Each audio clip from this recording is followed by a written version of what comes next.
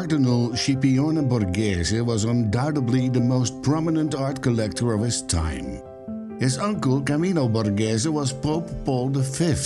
Scipione wielded significant power as his uncle's secretary and effectively served as the head of the Vatican government.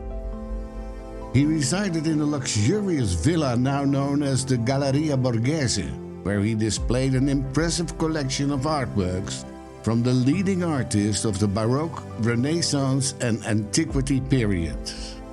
Many of these works were created by his protégé, Gian Lorenzo Bernini, some of which were commissioned by Scipione himself for the villa. He also targeted the works of Caravaggio, of Raphael, Titian, and many others.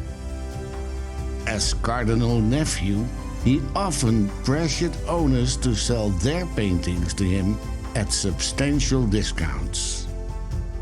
Visiting the Galleria offers great insight into the vastness of the collection, although several pieces are missing, as they are now part of the Borghese collection in the Louvre in Paris in France. The most important piece in that collection is the Sleeping Hermaphrodite, a statue discovered in 1618.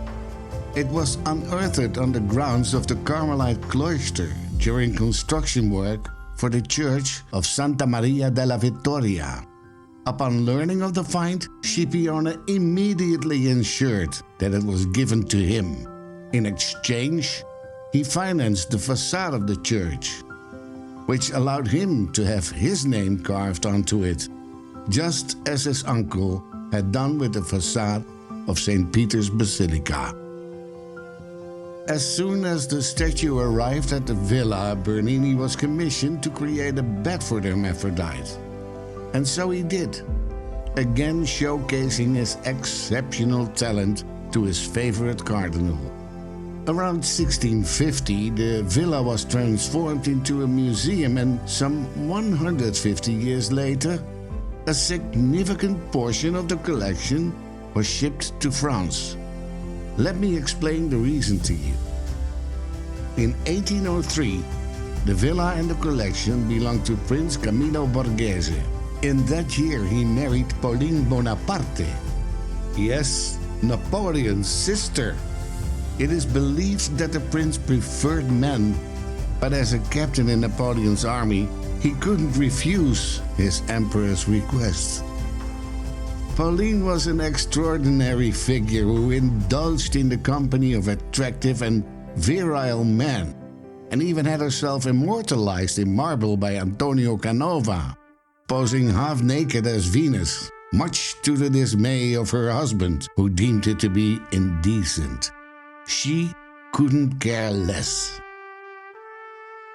In 1807, Napoleon ordered Prince Camillo to sell 344 pieces of the Borghese collection to enhance the Louvre, which has become a museum some 15 years earlier.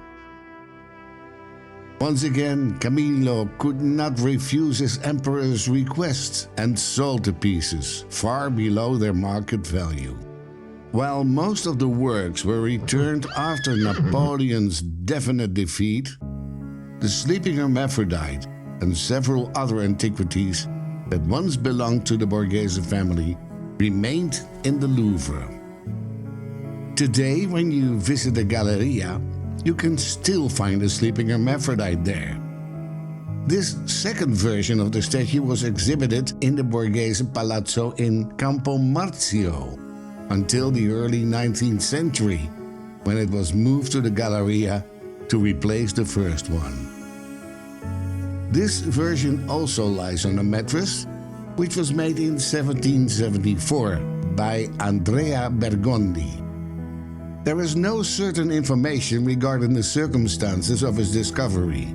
This sculpture may have also originated from the area of the Baths of Diocletian.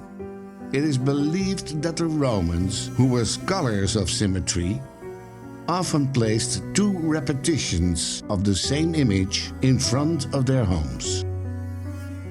However, the truth remains uncertain, and it is likely that we will never know for sure.